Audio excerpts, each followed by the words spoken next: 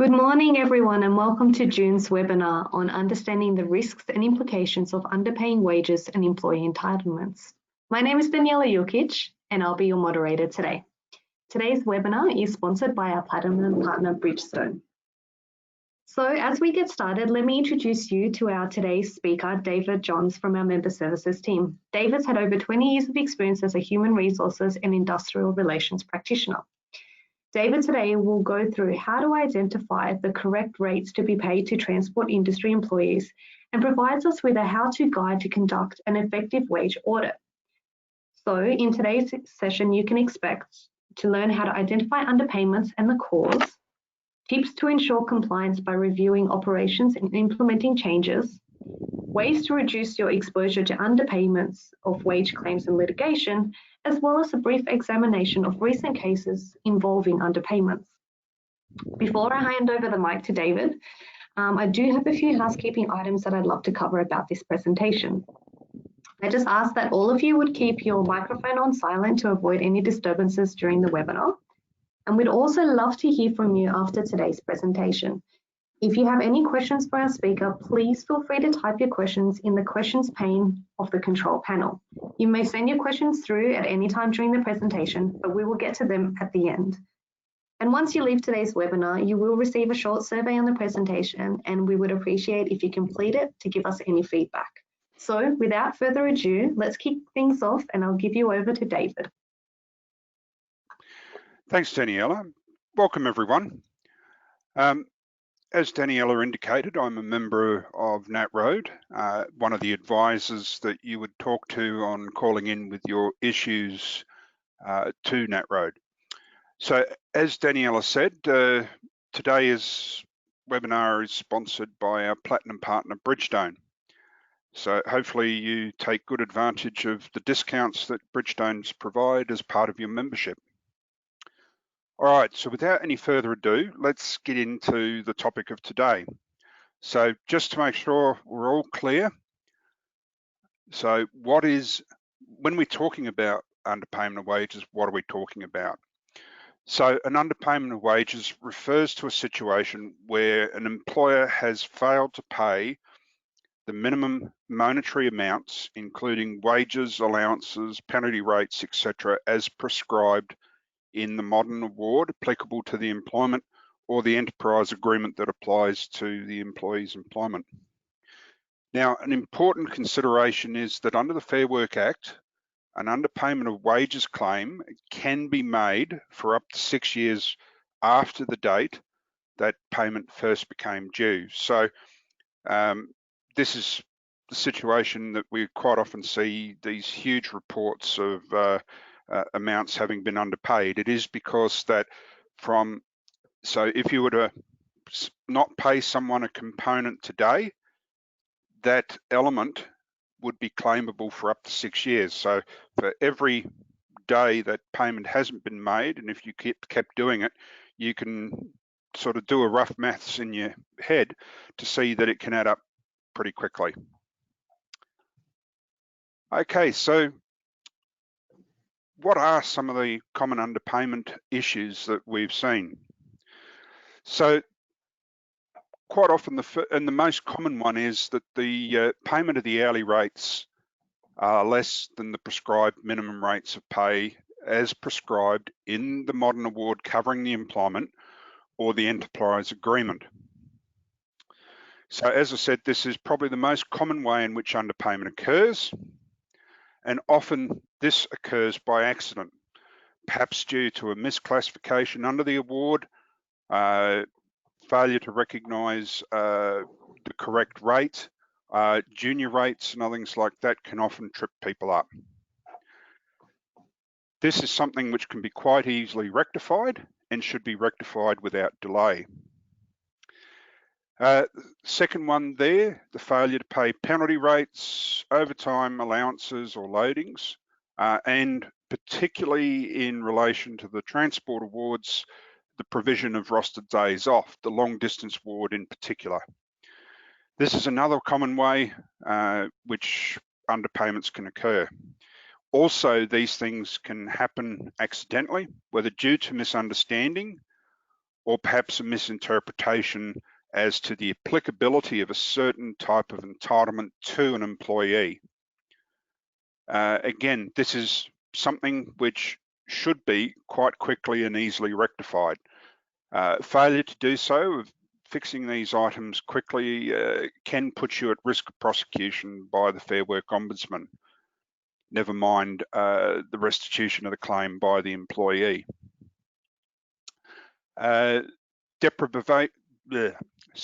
Deprivation of relevant and various types of statutory leave.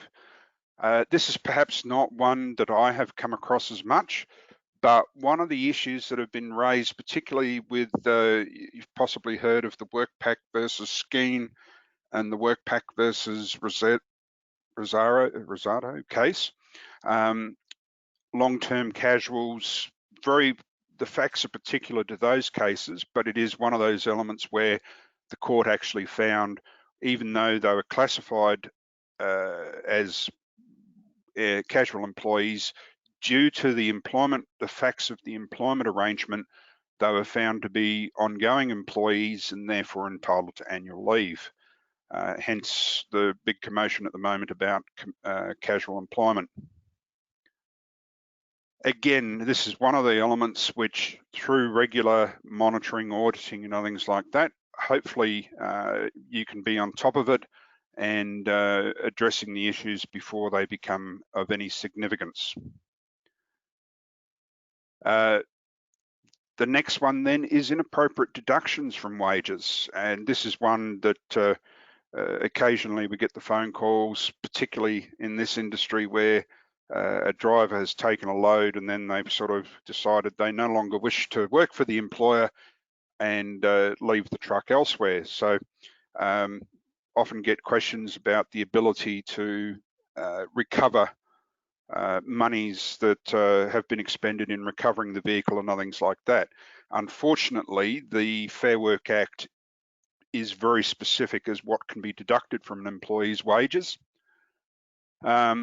Another example, which was quite publicly brandied about in the media, was a labour hire company who had told workers that they would not get work unless they rented from the accommodation from the labour hire company. It was also found that the rent that they were paying was quite exorbitant, and this was all compulsorily deducted from their pay. So those sort of arrangements are not on. And again, these are just a couple of examples. I'm sure many could think of others, but it is quite an extensive area. One which I hope none of us are doing, but work performed off the books. And I suppose in some industries it's pretty common, without specifically limiting to it. One of the areas is definitely in the hospitality sort of area, giving people work, paying them out the cash draw without the necessary record keeping and other things like that. These arrangements are quite unlawful, and employers who engage in this type of underpayment of workers not only risk the wrath of the Fair Work Ombudsman, but also of the Australian Taxation Office and other regulatory bodies. Number 6 there, sham contracting. This is a key area in many industries, and sham contracting is where basically the employer, and oftentimes there are cases where the employee is fully engaged in it, or the worker, but more often than not, it's the employer saying, okay, you go get an ABN number, we'll hire you as an independent contractor, when in fact it's subsequently found that they're not an independent contractor, they're actually an employee. And again, this is one area that can be prosecuted and dealt with in a number of areas of law. Number 7 then, unpaid work experience or internships and the use of volunteers. This isn't perhaps as prevalent in the road transport industry, but there are a number of areas where these sort of arrangements have been found to exist. But the key provision is that workers or employees are required to be paid unless they are on an official, a formal vocation placement as defined under the Fair Work Act. So generally speaking, if the work is not undertaken as a requirement of authorised education or a training course, and more often than not, there will be proper paperwork provided by that educational institution as part of the conduct elements of that placement, then it's not work undertaken and it should be paid. It's not an appropriate placement, it should be paid. Unfortunately, this hasn't stopped a range of employers giving these sorts of arrangements a bit of a go. Okay, another area where quite often employers do fall foul is commission-only arrangements. And the one key thing to keep in mind is that unless an award specifically provides for commission-only arrangements, these arrangements are definitely a no-no. One of the awards that I have worked with the real estate industry, at one time it provided for commission-only arrangements without any protections, but since award modernisation, there are now provisions there where the employee has to be employed to begin with on a remunerated arrangement until such times as they can show that in fact what they could earn under a commission-only arrangement is in fact more than the minimum award requirements, etc. But as I said, it's only where the award specifically permits. You just can't institute these arrangements without an award provision providing for it. Another one which is probably less seen here than in some other countries is the selling of jobs. And this recent example of this, it's a novel concept proposed by a new legal firm in Adelaide in South Australia. Adelaw was a division or an offshoot of an established law firm in Adelaide named WBH Legal. And as soon as they put these adverts out, it attracted quite a bit of media and other attention when they posted it on Seek.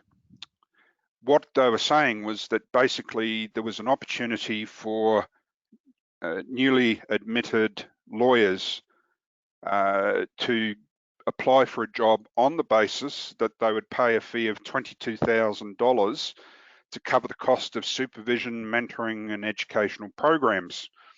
The whole purpose of the arrangement was to lead them to gaining an unrestricted practicing certificate. The whole argument was the cost of actually putting new lawyers through the process required significant outlays, and therefore they were only, in charging this $22,000 fee, it was only recovering the cost of providing all these services. However, after the media attention and questions from the Law Society, they have decided not to proceed with it. So this is one novel approach that will probably remain a pipe dream well and truly in Australia under the Fair Work Act as it exists at the moment. The final one there that I've got in these common arrangements is common issues where underpayments occur is phoenixing. In some industries, and I've seen this in the construction industry in particular, it's an all too common approach, and it is these sort of issues are not by accident. It's actually quite an established and considered process whereby an indebted company intentionally transfers the assets from that company to a new company it's set up. And in these arrangements, often when you actually start researching the company framework, you've got a principal company and 5, 6 or more companies underneath that, and they actively move their employment arrangements between these lower level companies. And often you only see the necessary amounts of money to keep things turning over, so they can actually let a company go pretty quickly. So again, the reason why they set these things up is to avoid obligations, not only to their employees, but also to avoid creditors and others. And in actual fact, anyone caught of prosecuted and convicted of phoenixing, there's some pretty heavy penalties that do apply. Okay, so look, unless you've been absent of watching any television news, reading a newspaper or anything, we've probably all have well and truly seen that of recent times there's been much in the media, big companies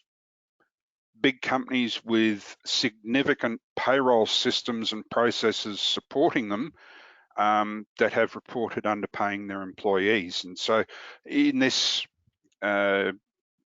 slide, you can actually see a number of the companies, everyone from Woolworths through to the Rockpool Dining Group, Coles, Wesfarmers, along with a graphical representation of the level of underpayment. So, you know, this is largely information captured just over 2019. So back in January of 2019, one of the big ones that came out then was the ABC, that admitted that they have been underpaying around 2,500 of their casual staff over the last 6 years. Again, that was one of the early ones in 2019. Then in February, we had Qantas come out to say that an error, plain and simple in their language, had caused 55 of their workers to be underpaid by an average of 8,000 over a period of several years. Again, these employers are going on to fix these elements, and in fact, like Qantas did, they made an additional 1,000 ex gratia payment to the employees. Super Retail Group, an umbrella group that owns Rebel Sports, Supercheap Auto, BCF and more, admitted to not paying managers overtime to the tune of 32 million.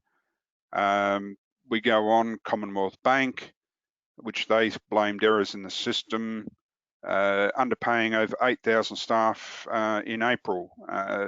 Their underpayments totaling up to about 15 million. Maid Establishment, we all know Master Chef Judge George Calomboris. He's become pretty much the poster boy for wages scandals when in July his hospitality empire was required to back pay 7.8 million in wages. So these ones go on, Sunglass Hut, Bunnings, Rockpool Dining Group, and Woolworths. So again, there's been some pretty big names that have all felt the wrath of not only the Fair Work Ombudsman, but media, and even as we've seen with some of the hospitality groups, patrons voting with their feet and walking away from frequenting the establishments. Okay, now it's actually quite interesting that despite the number of employers voluntarily coming forward to reveal the underpayments, and all the employers, all those big names, have committed to repay any money owed, the Fair Work Ombudsman has increasingly sought penalties against those employers. And again, just to emphasise the Fair Work Ombudsman's attitude to this, the current Fair Work Ombudsman is a lady by the name of Sarah Parker. In response to the recent Woolworths, well, at that time, the recent Woolworths revelation, Ms. Parker is noted as stating, "We will hold them to account for breaching workplace laws. Corporates must understand that admission is not absolution. Companies should expect that breaking workplace laws will end in public court enforcement outcome. and often, quite often, anyone who's seen elements put out by the Fair Work Ombudsman's Office, quite often the restitution made by the company includes putting up notices and notifying clients that in fact they have underpaid employees. So the reputational damage cannot be understated. Continuing on that penalty theme then, the Fair Work Act provides that breaches of the Act, and that includes breaching the award by not paying an employee their due entitlements, can attract a penalty of up to $63,000 per contravention for companies and up to $12,600 per contravention for individuals. Now, the importance of this in the provision for individuals is that at one time it was the director of the companies or directors of the companies who could be held accountable for those breaches. As courts have continued to hear and determine these cases, increasingly managers and HR representatives, human resource managers who have been found to be complicit or not taken the necessary action, in fact, to address underpayments, have personally been held accountable and been subject to penalty. In other words, they've been fined. Of recent time, the government has increased the provisions for fines under the Fair Work Act. From memory, it was out of a review relating to people on visas being exploited. So in case of serious contraventions, where there was a systematic pattern of conduct or deliberate action by the employer to underpay an employee, such as in the case of the 7-Eleven issues, where they were deliberately not only underpaying, but requiring employees to pay back amounts of money. Key documents were created, forged. In those instances now, penalties can be up to 10 times as much. So for an individual contravention by a company, the fine can be up to $630,000, and for an individual, $126,000. So they can be quite significant. Again, in many cases where these things have been prosecuted, the court hasn't gone to the extreme level that they can, but these are the provisions that can be applied in these circumstances. Now, the unfortunate part is that with the number of big companies that have publicly declared that they have underpaid employees, we're now hearing regular banter of the term wage theft. And it's initially probably largely driven by unions and some political parties, but there has been a significant move to criminalise underpayment of wages.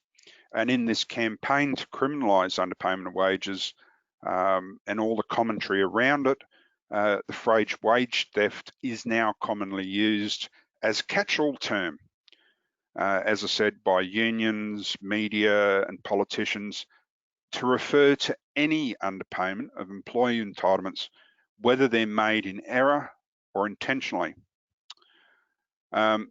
However, for an act to be theft at a criminal level, it does require that element of intent on behalf of the perpetrator to provide someone of their property. So in the employment context then, wage theft really requires that it's not just an underpayment has occurred, but that this underpayment was an intentional act by an employer. So the concern for us as an employer association and anyone who does employ people is the idea that someone misinterpreting an award requirement or making a mathematical miscalculation could somehow criminally be culpable. It's quite a sobering position for all of us, and particularly for small businesses with limited payroll resources. Hence why we're conducting this webinar and continuing to try and work with our members to make sure that they're fully compliant with their obligations. Now, some of the reasons that we do see for non-compliance, again, non-compliance can happen for a variety of reasons. One of the most common is, as there on the slide, the lack of knowledge regarding the industrial instrument. Now, an industrial instrument is either the modern award or an enterprise agreement that applies to the employees. And again, even in the cases of the large companies, sometimes there has been an element in an enterprise agreement or something that they've missed or programmed incorrectly into the payroll software. So it is that key element of understanding the modern award or enterprise agreement under which your employees are employed. Second element, probably the second most common, is the incorrect classification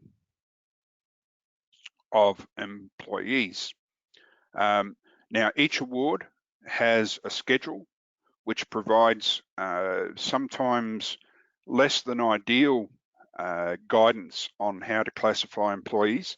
One of the good things with the two transport awards, both the Transport and Distribution Award and the Long Distance Operations Award, is it is fairly straightforward. Most of it is based upon the size, type of the vehicle, and the GCM of the vehicle that the person will be driving or operating. Clerical award, Clerk's Private Sector Award, guidance is not as clear, but again, if you seek NatRoad's assistance, we can guide you and we can assist you to correctly identify. Again, I'm not covering all awards that apply in our sector, but just giving you some ideas. The other reason for non-compliance then, failure to accurately record hours of work.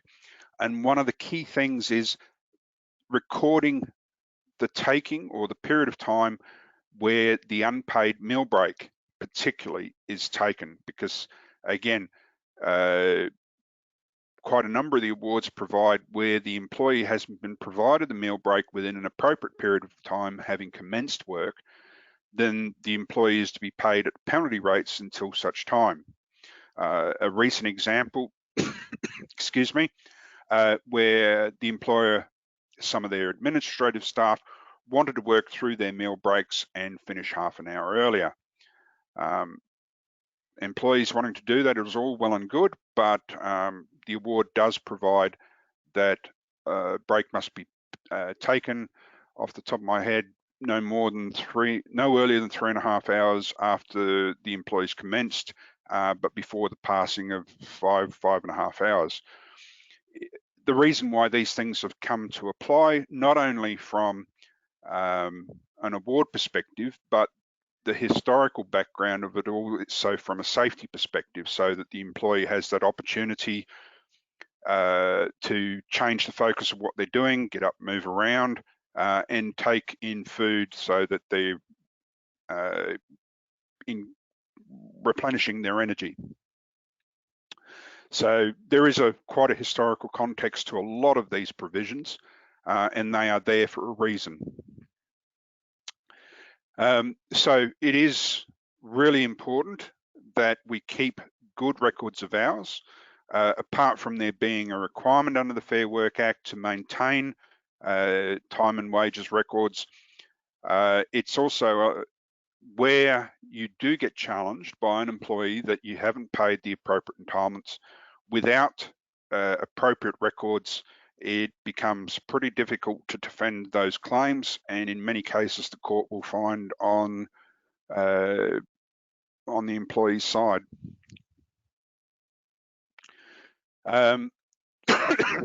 Another reason why we get a lot of the underpayments coming up of more recent times is that there's been a heavy reliance in some industries on annualised salaries.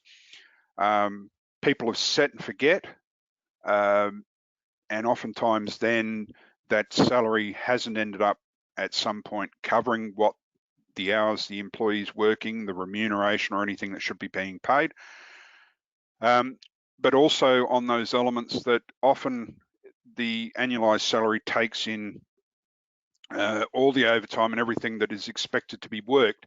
The employment contract hasn't been structured well, hasn't had an appropriate offset clause, other things like that, and the ability to average it over the year and other things like that isn't there under the historical type of annualised salary where there was no award provision for it. And so then there have been periods where the employees worked more than what they've been paid.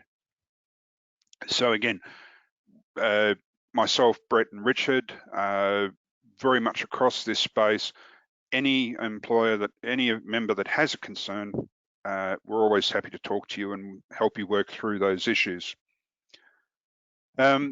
Another one, and again, look, I'm mindful a lot of members, some members, the larger ones may have more off-the-shelf payroll systems, others may use MyOb, others may even use a spreadsheet.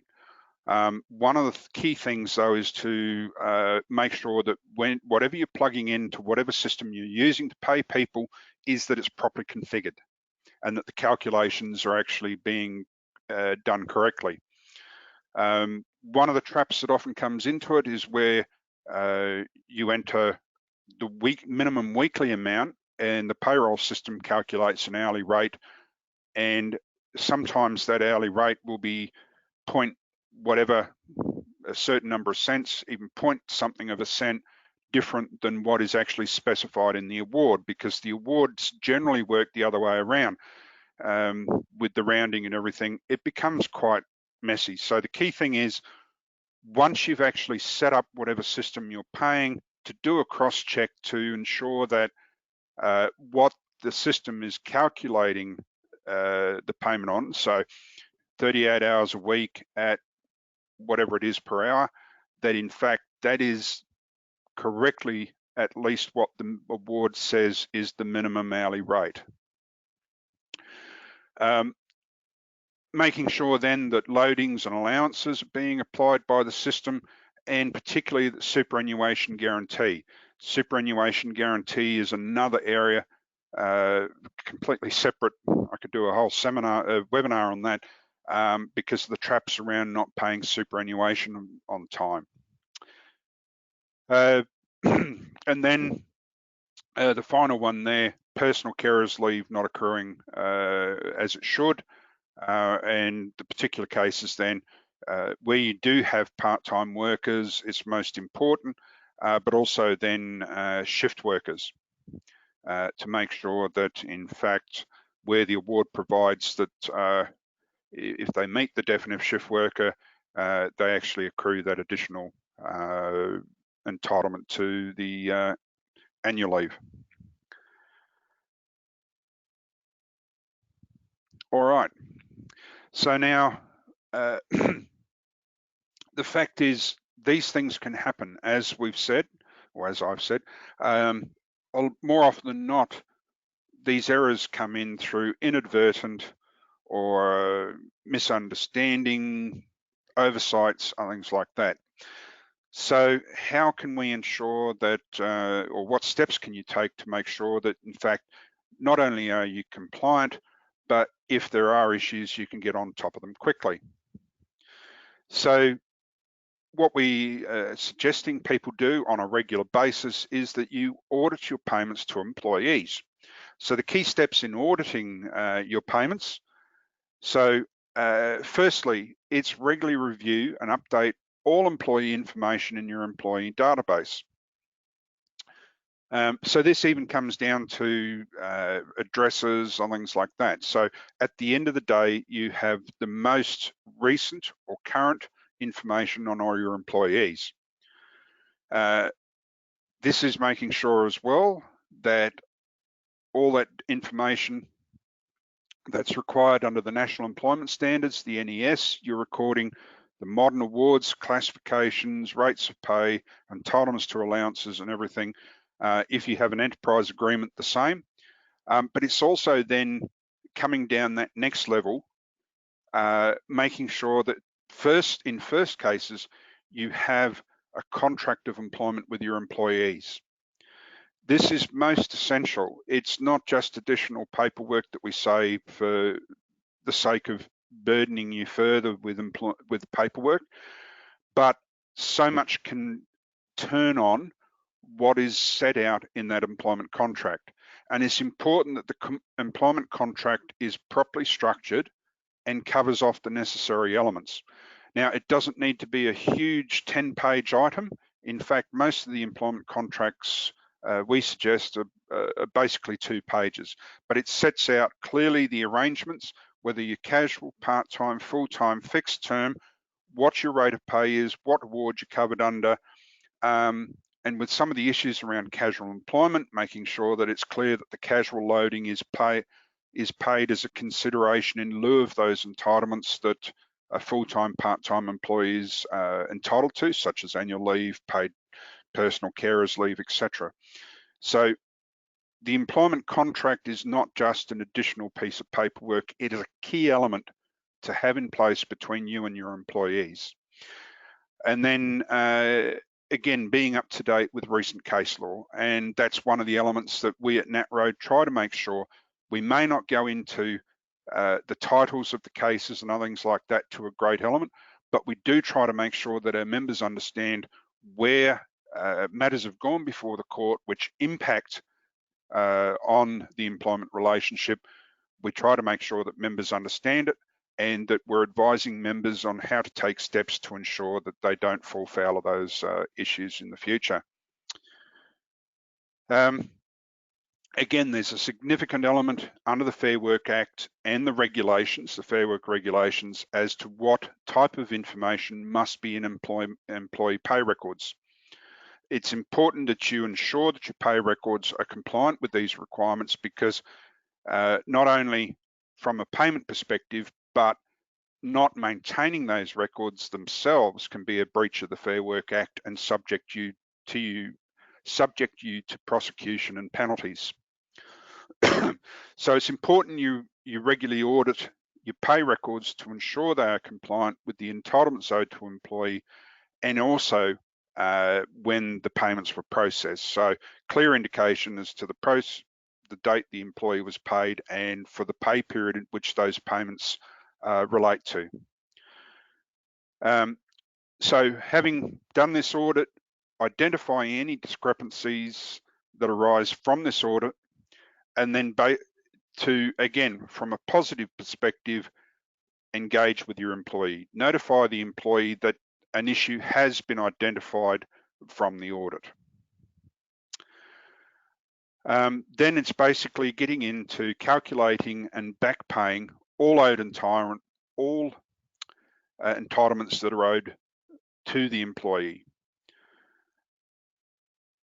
And again, this is a cyclical process, so audit and review the compliance process to make sure that you're reducing your risk of future and repeat underpayment of wages and benefits.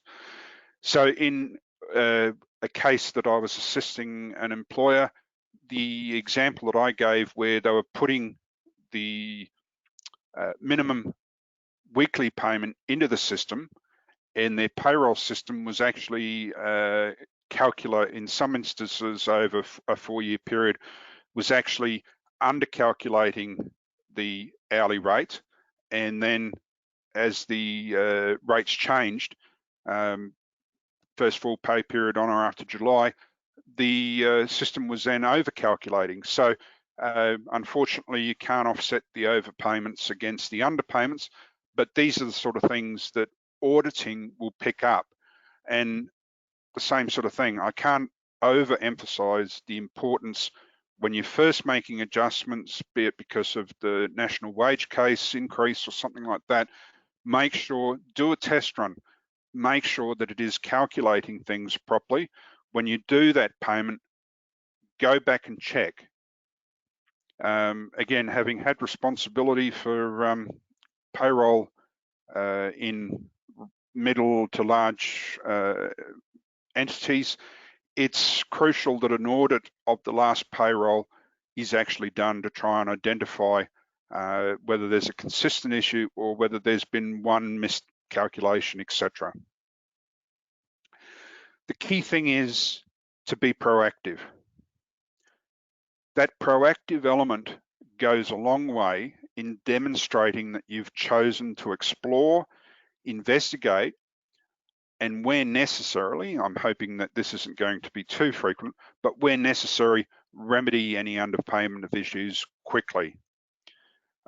If you fall under scrutiny, you'll be able to demonstrate that you've shown a commitment to doing the right thing by your employees. Okay, now we've gone through, we've done an audit, and we have identified that, heaven forbid, whether it be one employee or whether it a group of employees, that we have inadvertently made an underpayment and that they, in fact, due more pay. So what I'm setting out in the next couple of slides is, in fact, I've drawn from the Fair Work Ombudsman, again, as the regulatory body in this space, always look to them for guidance on things. And in fact, the process that they have set out, and this is available on their website as well, to me is a nice, straightforward process, not caught up in a whole lot of gobbledygook, and will hopefully be easily understood. But at the end of the day, members are not alone. As I've said before, Brett, Richard, and myself are here to support you and help you through these issues. But anyway, let's have a look at it. So if an employee has been underpaid, it needs to be fixed as soon as possible. And if, as usual, you'll be able to download our slides, also the audio of this webinar, so that you can refer back to this. So step one is to work out how long the employee's been underpaid. Now, underpayments for a single employee can happen, and I'll use the single employee example in the first instance, could happen in one pay period, could be a few weeks, or could be months, including up to many years, depending upon how long the employee's worked for you, when the mistake happened, etc. So depending upon when all this has happened, you may need to order the pay records for a short period or for the entire period of employment, depending upon when the mistake happened and everything like that. When there's a payroll error, if it happens in a singular pay period, it may be because computer human error, wrong number of hours paid, which is quite often, again, if you're looking at a timesheet, you're having to the human error element comes into it. 56 on the sheet may not necessarily be, depending upon the experience of the person who's entering the data, whether they're having a good day, bad day sort of thing, there may be a typographical error upon that data entry into the system. Penalty rates not applied, again, misreading of the timesheet, etc. Other payments not paid, such as leave or allowances. Again, this comes back to how good your timesheets, your records are, etc. If the underpayment's due to a single payroll error, only that period needs to be audited and fixed. Other times, the reason the employee has been underpaid is a pay increase has been missed. Typically, again, and we're all desperately waiting for information out of the Fair Work Commission as to when they're going to hand down their decision in this year's national wage case. That's been impacted by the pandemic, but again, typically everyone knows that there is an increase typically applied to the awards effective from the first full pay period on or after July. And this is part of that national wage case. So again, at times, that hasn't been entered into the system or hasn't been applied. And so therefore, the employee continues to be paid what the rate was 12 months ago and not the increased rate leading to that underpayment. One of the other elements that people need to be aware of, particularly where in relation to junior employees, under a range of awards, you can pay a lower rate to a junior employee, someone under 21 years of age, which is a percentage of the adult rate. You need to be most mindful that that rate of pay will change on the employee's birthday. Oftentimes these sort of things are missed. Also, when employees in some awards, again, a job-related qualification will mean that the employee is entitled to a higher rate of pay. Apprentices are another one.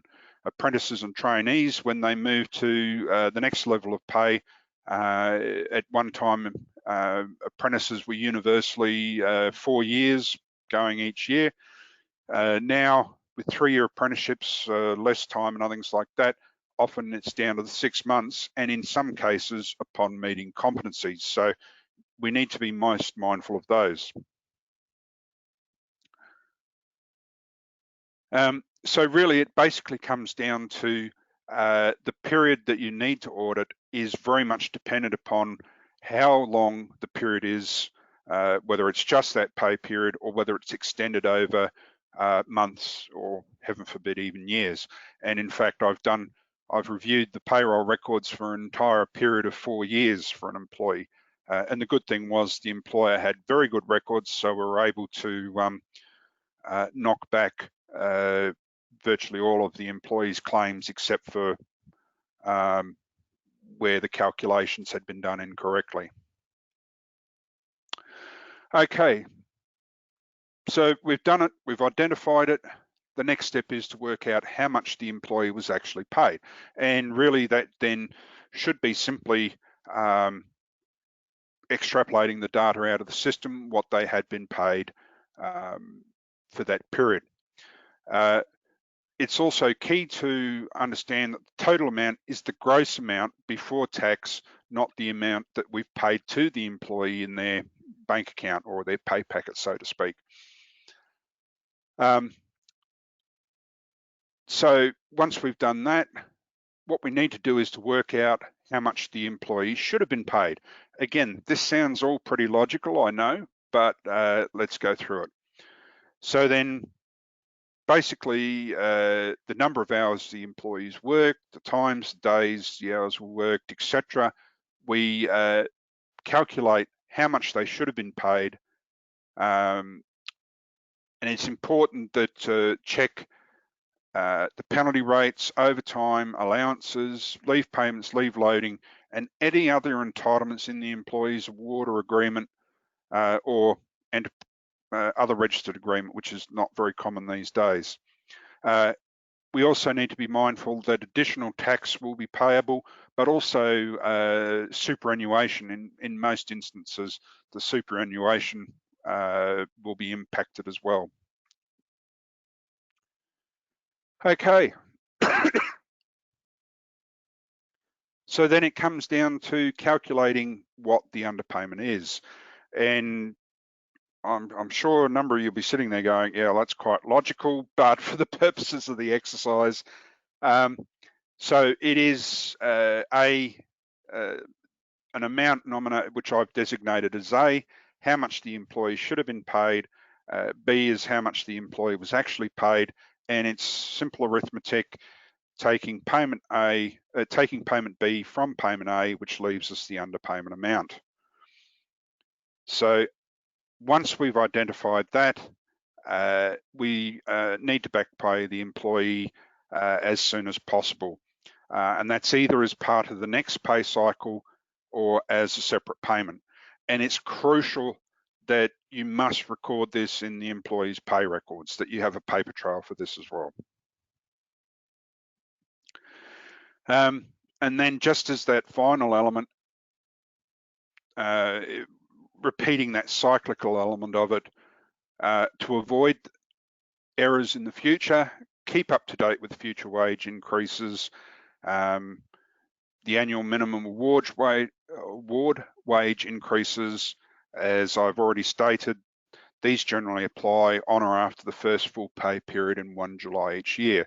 This year could be challenging because the Commission has indicated that they might consider stepped increases.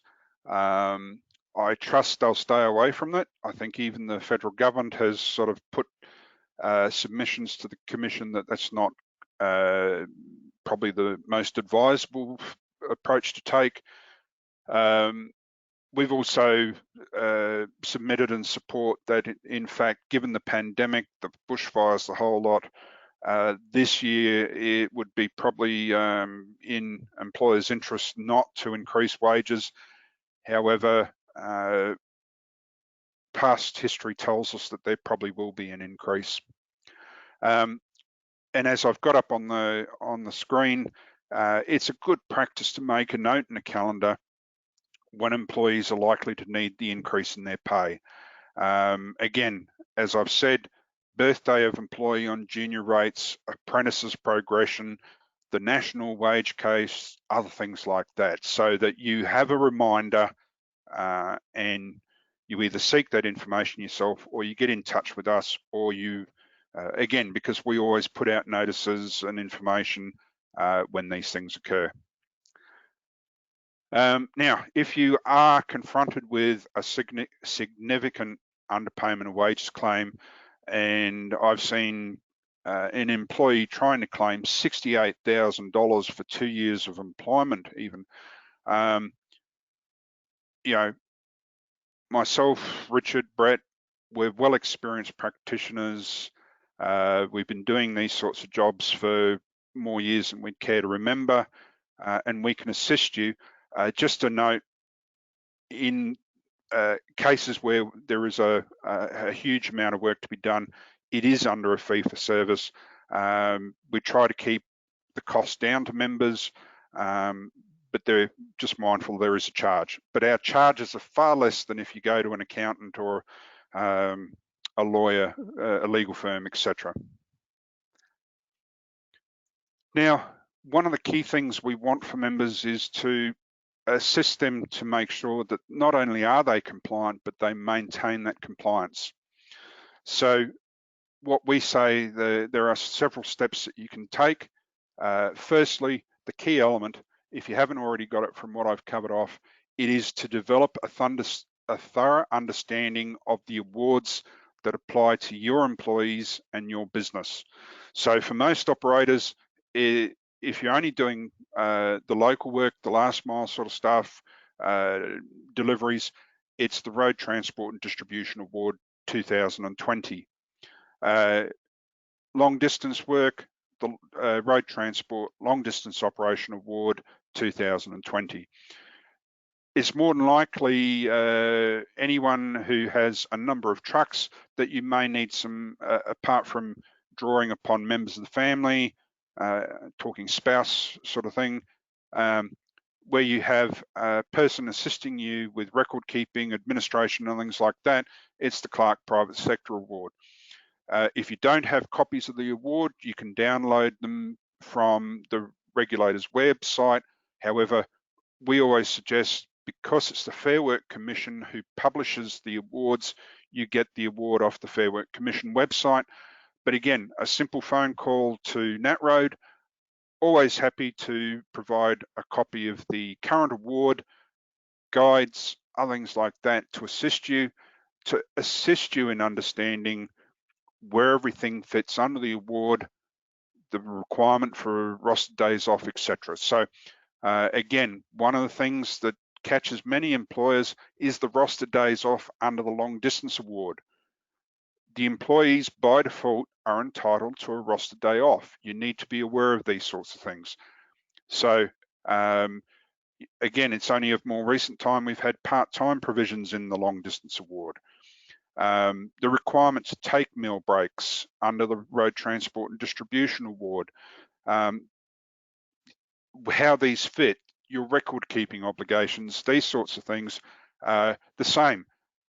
The ordinary hours under prescribed by the National Employment Standards, so this is a higher level than an award, states that ordinary hours are 38, not 40. So if you're operating on the basis of paying ordinary wages for 40 hours, then you've already potentially got an underpayment of wages, because those 2 hours to make up the 40, unless it's part of a roster day off arrangement, then they should be paid at overtime rates.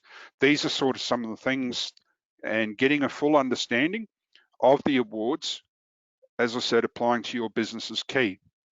And we're currently in the process of preparing a plain English guide to the awards, so that the idea behind that, giving a more straightforward explanation as to what that award term means. Second then is to create policies and procedures around time and attendance records, because this is one of the areas where people get caught more often than not. If you don't have proper processes and procedures in place for the recording hours of work, then in fact it's one of those areas which potentially falls through the cracks, and when you're challenged, you don't necessarily then have the records to defend that challenge. Drawing upon what I've said before, one of those key areas, using, for example, the Transport and Distribution Award, a driver out on the road, if you don't have record when they've taken that unpaid meal break, you're not requiring them to record it, then you open yourself to a claim that, oh, I just worked through it and I haven't been paid appropriately. Again, when you get into periods of more than ordinary hours, so if the ordinary hours are 38 per week, that translates to 7.6 hours per day, 7 hours and 36 minutes, I think it is. Working beyond that, you've got to add in the 30-minute unpaid meal break, which brings it up higher. But if you're not paying overtime rates above that and recording them appropriately, it's a trap for the unwary as well. Also need to be mindful of the provision for the paid crib break, where they're going to be working 2 hours or more overtime. So again, policies, procedures, and documentation. It is important to have that paper trail for all these things. The other thing is to offer training. Again, look, depending upon the size of your business, if you've got payroll staff, make sure that your payroll staff are properly trained in the payroll system you're using. Quite often this is provided by the company selling you the software, but it's also important for supervisors, managers to understand the award, and that you provide training to them to ensure they understand the employee entitlements and how to find out about changes and everything as those things arrive. Because again, the timesheet recorded by the employee, signed off by a supervisor or manager, confirming that this is in fact what the employee has worked, all goes parts to that good record keeping system. Where you are paying annualized salaries, make sure that those the calculation is established in the first instance on a proper understanding of the expectation of hours worked, the regularity of those hours, etc. But it's also one of those things, it is not a set and forget element. You do need to review it regularly, go back and check that it's each time the award changes, that those calculations still stack up and that the employee is being properly paid for the hours they are actually working. As I've said through this, so it should be no surprises there, audit periodically. And I'm not saying you go through and audit your entire payroll every week or every pay period, but regular sample testing, checking of, if you've got 10 employees, check a sample of those to make sure that in fact, not only has the timesheet correct, but that what's on the timesheet has been correctly entered into the system has calculated it correctly, etc., that the pay slip is appropriately recording all required information, etc. And the key thing is, as part of this periodic audit, is ensure that the record keeping processes are being followed correctly, that people are checking where an annual salary is against the hours worked by the staff member, etc. This way, you're ensuring that employees are recording things properly on their timesheets. If they're not, it's being picked up at the instance that it occurs, not 3, 4, 6 months later where you've got an underpayment of issue on your hands. All right, I've been talking now for, oh, yes, a good period. Well, more than what I anticipated. So look, hopefully you've got something out of today. As I've said, there is going to be a recording of this available, the slide deck and everything. Brett, Richard, myself, we're always happy to talk to employees, not just about these sorts of issues, but any. And just before I hand it back to Daniela, again, it's recognising our platinum partners all along the bottom of that slide. So I'll hand it back to Daniela. Thanks for that, David. You've really provided us with some practical advice on paying employees correctly. Now, we actually have had some questions come through. So the first one being, let me read this one out. The question was, are hourly timesheets required for employees on long distance awards paid cents per kilometre? No, well, that's, again, in the long distance space, what I'd be recommending and what is to have run sheets. So basically, because they're paid a cents per kilometre rate, that rate takes into account some of the disability type payment or allowances, overtime provisions and everything. So because they're paid the cents per kilometre, it is key though that you have basically a running sheet where the time they've started, perhaps the speedo of the truck that they started, the speedo of the truck when they finished the run. If they made deliveries, that's recorded, because again, if they were involved in loading, unloading, that's important, those sort of things. So again, the typical prescription that I would say for an hourly paid employee, it's a bit different in the long distance space because of the type of the way they are remunerated, be it the cents per kilometre or the hourly paid. But again, look, if you have any questions, please don't hesitate to drop us an email or give a call and ask for me after this webinar is completed. Great, and we have one more. So David, you really push being proactive with audits, and if a discrepancy was found with an employee and back pay is required, is there a time limit on when we need to pay them back by? Right, as I covered off in the webinar, when you do identify that an employee's been underpaid, and I do understand an underpayment might be limited to one pay, or it might be quite extensive over a period. The onus is on the employer to pay that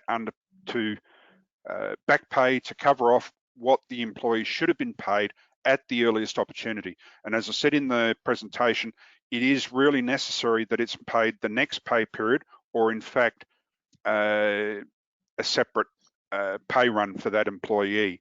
And look, again, if you've got questions, there are ways that if it's a significant amount, with an appropriate process and agreement with the employee, that you might be able to pay it off, that significant amount over a number of pay periods. But by default, it is paying it as soon as possible. Great. That actually concludes our questions for today. But as David mentioned, if any of you are a little bit shy and don't want to ask today, please email us at info@natroad.com.au or give our team a call on 1-800-272-144. So that actually concludes today's webinar. We will be uploading it to our events page on YouTube and be sending out an email to all of you. So thank you for your attendance. And David, thank you for your presentation. Goodbye. Thanks to everyone for joining us. Have a good day. Bye.